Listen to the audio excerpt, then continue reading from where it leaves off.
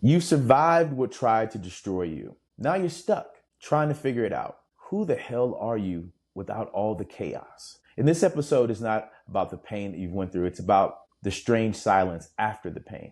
You see, the moment your trauma no longer defines you, but you're not quite sure what does. You don't know how to talk about joy because for so long, you've only spoken in wounds. You don't know how to move forward because no one's taught you, because surviving became your personality. But now that you're out of survival mode, now that that person is gone, you've healed. You've outgrown the person who survived. Now what? Thank you guys for hanging out with me. I'm Gerald Fears, Fearless Conversations. I appreciate you hanging out with me. Today, we're going to talk about what do you do after you've survived the trauma, the identity crisis after you've healed. You see, healing is not just about feeling better. It's about losing the familiar yes, even if that familiarity was dysfunction.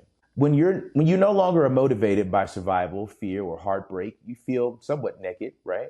You start asking, if I'm not the broken one anymore, then who am I now? You see, we've built a home inside of our wounds because they're just familiar to us. It's not like we want to be there. We decorate our pain with memories and purses and trips, and we make trauma our temple. So when healing comes, it doesn't just bring peace, it brings demolition.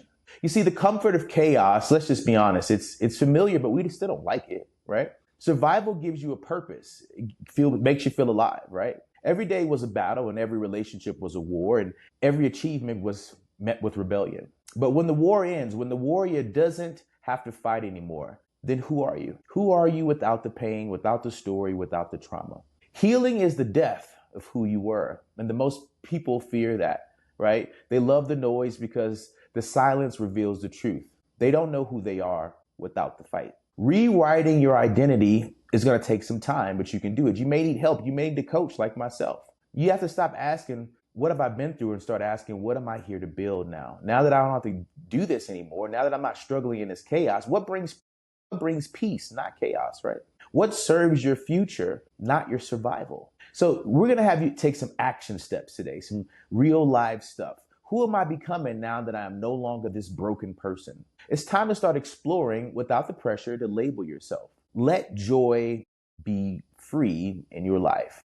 It's time to let go. What you were never taught, no one teaches you how to live after the storm, after the chaos. We glorify the comeback story, but we don't want to talk about the mundane peace after the struggle. You see, the goal isn't to become extraordinary. The goal is to become whole. And wholeness feels boring until you realize it's freedom. You see, you've outgrew the person who survived. Now it's time to build a new person who's thriving. You may not know this person, it may be unfamiliar, but this isn't about forgetting the pain. It's about honoring who you are about to become.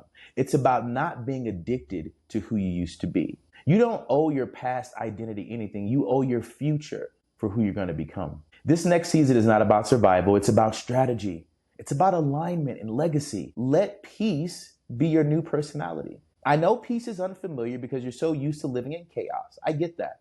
But if this resonates with you, if something in you says, you know what, Gerald, I'm really tired of this. I don't really know how to have peace in my life. I'm so familiar with chaos that peace doesn't even deserve to be in my life. Let's stop living in confusion and let's build a future together. If you don't know how, this is your opportunity to ask me, hey, Gerald, how do you help me see to the other side? What tips and strategies do you have, Gerald, in your coaching program that's really going to push me forward?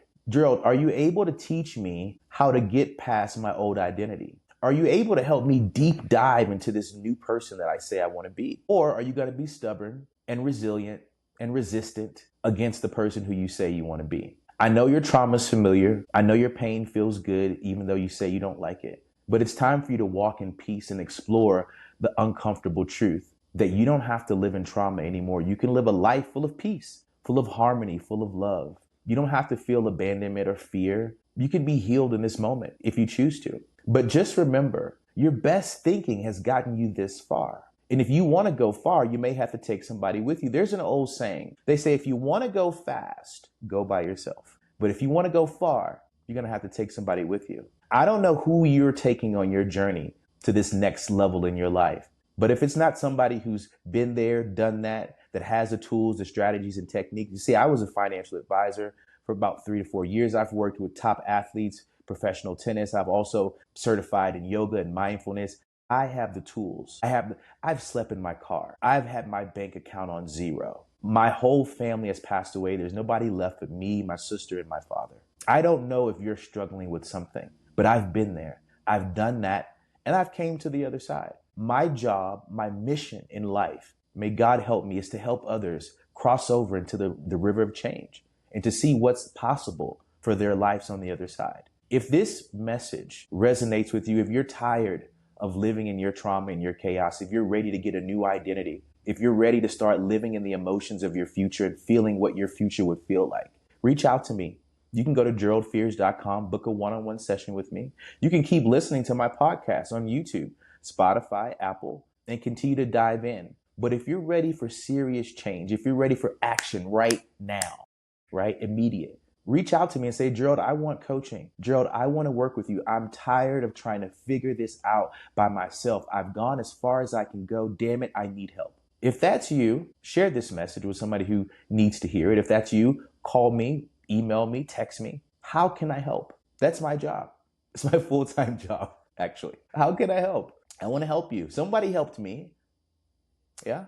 So I'm here, and I want to extend my hand and honor your moment of time and give you the opportunity that someone gave me, which is to change my life forever. And I just want to be a part of that. I just want to be a catalyst. I just want to help you, help yourself, help your children, just be a better mother, a better husband, a better wife, a better employee, a better entrepreneur. I just want to help you be great at whatever it is that you're wanting to be great at. But sometimes when you're trapped in chaos, it's hard to do that. They have an old saying. They say you can't see the picture when you're in the frame. So I invite you to get out of the frame and step over so you can see the full picture. I love you guys, and I'll see you on the next episode. Interesting.